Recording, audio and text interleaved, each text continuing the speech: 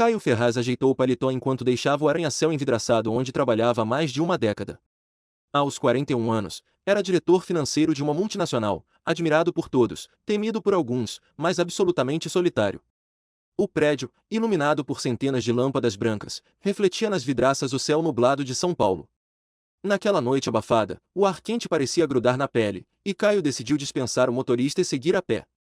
Queria sentir o ar da cidade, mesmo que poluído, barulhento e carregado de fumaça, porque era melhor do que o silêncio sufocante que o aguardava no apartamento de cobertura. Era uma escolha quase impulsiva, guiada por um incômodo que ele não sabia nomear. Ele caminhava distraído, observando as luzes dos carros, o ronco distante dos ônibus e o cheiro de comida de rua que vinha de uma esquina próxima, quando viu uma cena que fez seu passo desacelerar. Uma garotinha, talvez 8 anos, parada diante de uma farmácia fechada, segurando um bebê enrolado em um cobertor gasto. O tecido parecia tão fino que mal cumpria sua função. Os olhos dela carregavam uma maturidade impossível para alguém tão pequena, um tipo de força que nasce da necessidade, não da escolha. Moço, você pode me ajudar? Meu irmão precisa de leite em pó, eu prometo que pago quando crescer. Caio ficou parado por alguns segundos, tentando processar a honestidade absurda daquele pedido. Não era o típico tom pedinte, desesperado, nem a expressão derrotada que ele infelizmente já havia visto tantas vezes nas ruas. Era um pedido cheio de dignidade, como se ela tivesse decidido que pedir ajuda era seu último recurso, não o primeiro. Um pedido firme, mas ao mesmo tempo frágil. Qual é o seu nome? Perguntou ele, tentando manter a voz suave. Me chamo Ana Luísa, e esse é o Gabriel, disse ela, ajeitando o bebê com cuidado, como uma mãe adulta faria. Nossa mãe está doente, não consegue levantar. Vocês moram onde? Ana desviou o olhar por um instante, desconfiada. Aquela pergunta parecia perigosa demais para ela. É perto, murmurou, abraçando o bebê mais forte, como se temesse perdê-lo. Caio não insistiu. Aquele gesto de desconfiança foi como um lembrete doloroso. Crianças como Ana não tinham o privilégio de confiar em estranhos. Em vez disso, ele apenas disse: vem comigo. Levaram poucos minutos até chegarem ao mercado 24 horas mais próximo. As luzes internas eram fortes, e Ana piscava várias vezes, como se não estivesse acostumada a ambientes tão iluminados. Enquanto caminhavam pelos corredores, Caio colocava itens no carrinho: leite infantil, fraldas, pão, frutas, remédios básicos, sabonete, um cobertor limpo. A cada item que ele colocava, a menina acompanhava com espanto crescente, como se não estivesse acostumada a alguém fazer algo tão simples quanto se importar. Moço, é muita coisa, ela falou baixinho, quase como quem teme estar cometendo um erro ao receber tanto. Pense nisso como um empréstimo, respondeu Caio, quase sem reconhecer a própria voz. Você paga um dia, quando for médica, engenheira, ou o que quiser ser.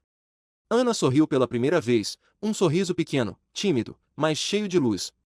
Aquele sorriso apertou o peito de Caio de um jeito inesperado, como se algo dentro dele tivesse se partido e, pela primeira vez em anos, estivesse tentando se recompor. Caminharam juntos até uma região próxima ao centro. Mas quando Ana parou, Caio estranhou. Não havia casas, prédios, portões, nada que sugerisse um moramos perto. Apenas o início de um viaduto, cinza, sujo e indiferente às vidas que se acumulavam sob ele.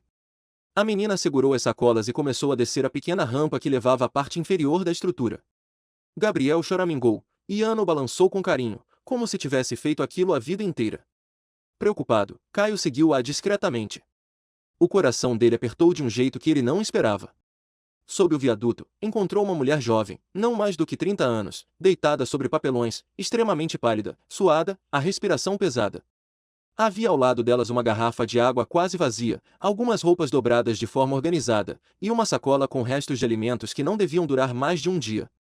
Tudo era tão precário que parecia impossível que 3 vidas estivessem sendo sustentadas ali. Mãe, eu consegui! Disse Ana empolgada. O moço me ajudou. Como você conseguiu dinheiro? Perguntou a mãe, chamada Renata, com a voz fraca, mas carregada de preocupação. Ele disse que é emprestado, e que sou forte. Caio ficou à distância, observando os 3 se ajeitarem num canto improvisado. A cena parecia arrancada de um mundo que ele evitava encarar, um mundo que existia a poucos quilômetros de seu apartamento luxuoso, mas que ele nunca permitia que ultrapassasse as paredes engomadas do seu cotidiano. Eles tinham tão pouco que quase nada existia ali, exceto amor. Um amor tão claro, tão cru, que parecia iluminar o concreto cinza ao redor. Ele pensou em seu apartamento estéril, 3 suítes vazias, uma cozinha digna de revista que ele mal conhecia, uma sala enorme onde ninguém sentava.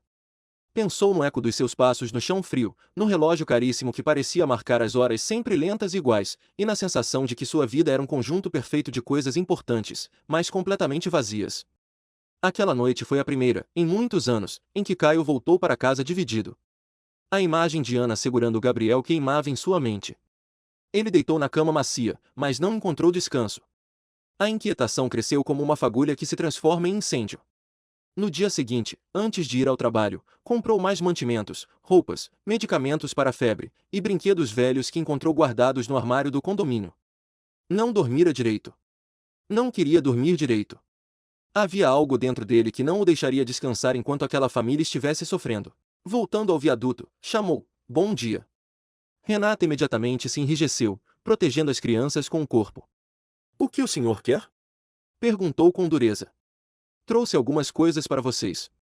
"Por quê?" Caio respirou fundo, tentando escolher palavras que fossem verdadeiras. "Porque ontem parecia que precisavam." Renata apertou os olhos, desconfiada, acostumada demais com o lado pior das pessoas. "Homens como o senhor nunca querem só ajudar." "Eu não sou esses homens", respondeu Caio, com sinceridade inesperada até para ele mesmo. Aos poucos, muito aos poucos, ele conseguiu quebrar a desconfiança dela. E assim, no dia seguinte ele voltou. E no outro. E no outro. Passou a levar comida quente, remédios para a febre de Renata, roupas limpas e brinquedos simples, mas que iluminavam os olhos de Ana. Gabriel começou a reconhecê-lo e sorria sempre que ouvia a voz dele. Era uma rotina silenciosa, mas cada vez mais indispensável. Ana o recebia com sorrisos maiores a cada visita. Contava sobre seus desenhos, sobre como Gabriel gostava quando ela cantava uma música que aprenderá com a mãe, e perguntava sobre tudo, inclusive sobre o trabalho dele. Um dia ela perguntou: "O senhor é rico?" "Por que a pergunta?" Ele devolveu, sorrindo. "Porque sempre traz coisas boas, pessoas ricas devem ter casas enormes, né?" Caio riu. Nunca se sentirá tão pobre quanto naquele momento, mesmo com milhões na conta. 3 semanas se passaram. Numa manhã fria, enquanto tomava café sozinho, sentiu uma dor intensa no lado esquerdo do peito. O mundo girou. A xícara caiu no chão. O braço formigou. Antes de desmaiar, conseguiu ligar para a emergência. Acordou no hospital horas depois, com médicos explicando que foi um infarto leve, resultado de estresse, má alimentação e solidão extrema. 2 dias mais tarde, algo o surpreendeu profundamente. Renata apareceu com Ana e Gabriel. Ela carregava um jornal velho. "Te encontramos aqui", disse, mostrando uma pequena nota sobre executivos hospitalizados. "Achamos que você tinha esquecido da gente." Ana correu e abraçou Caio com força. Ele sentiu um nó na garganta que parecia impossível de dissolver. A partir daquele dia, eles passaram a visitá-lo diariamente. Ana levava desenhos feitos em pedaços de papelão. Renata colhia flores no caminho, mesmo que fossem pequenas flores de praça. Gabriel ria sempre que via Caio, balançando as mãozinhas. Ali, fragilizado e pela primeira vez cercado de afeto verdadeiro, Caio percebeu que não queria que aquilo acabasse. Quando recebeu alta, tomou uma decisão impulsiva, mas sincera: "Quero que vocês venham morar comigo", disse. "Não como empregados. Como família." Renata ficou em silêncio, desconfiada, assustada, emocionada e incrédula ao mesmo tempo. "E se der errado?" perguntou ela, num sussurro quase quebrado. "Então damos um jeito", respondeu Caio. "Mas não pode ser pior que o viaduto." Renata olhou Ana. Olhou Gabriel. Então respirou fundo. "Tudo bem. Mas se você machucar meus filhos, eu levo eles embora na mesma hora." "Eu nunca faria isso." A mudança foi simples, mas transformadora. A primeira semana foi estranhamente maravilhosa. Renata cozinhava cedo. Ana explorava cada canto do apartamento, como se tivesse entrado num castelo. Gabriel engatinhava alegremente pelo corredor, enchendo o lugar de vida. Caio começou a ir embora mais cedo do trabalho só para estar com eles. Pela primeira vez, sua casa tinha som, cheiro, movimento. Uma noite, Ana disse: "Sabe, Caio, antes eu imaginava que tinha um pai, agora parece que eu tenho." O coração dele quase derreteu. "Você gostaria que eu fosse seu pai?" "Muito." Renata ouviu da cozinha, surpresa. E Caio completou: "Eu também gostaria de ser pai de vocês dois." Renata sorriu, tímida, pela primeira vez desde que se conheceram. Era um sorriso pequeno, mas cheio de esperança. Meses se passaram.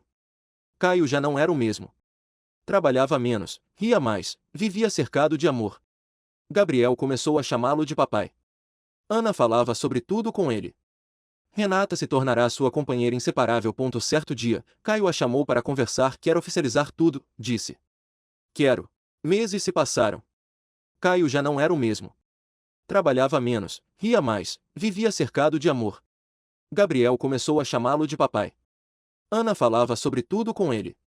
Renata se tornará sua companheira inseparável.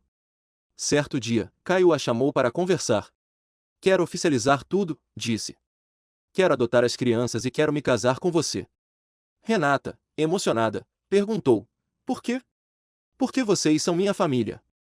E quero que o mundo inteiro saiba. O casamento foi simples, mas emocionante. Ana foi da minha. Gabriel derrubou as lembrancinhas. E Caio, no altar, percebeu que seu coração estava mais leve do que jamais estivera. Um ano depois, a casa deles estava cheia de risadas, desenhos na geladeira, brinquedos espalhados, cheiro de comida caseira e o som de Renata cantando enquanto regava plantas. Além disso, ela esperava outro bebê, um presente da nova vida que construíram juntos. Uma manhã, Ana perguntou: papai, você sabia que antes de conhecer a gente seu coração estava quebrado? Como assim, minha princesa? Mamãe disse que algumas pessoas têm o coração quebrado de solidão, mas o seu agora está inteiro. Caio a abraçou com força. A menina tinha razão. A família Ferraz vivia feliz. Ana, agora com 10 anos, sonhava em ser enfermeira. Gabriel adorava futebol e dizia que seria goleiro. Renata trabalhava numa ONG ajudando famílias sem teto. E Caio descobriu, finalmente, que o verdadeiro tesouro da sua vida estava na mesa do café da manhã, chamando de pai todos os dias. E se essa história emocionou você, deixe seu like e se inscreva no canal para mais histórias transformadoras como essa.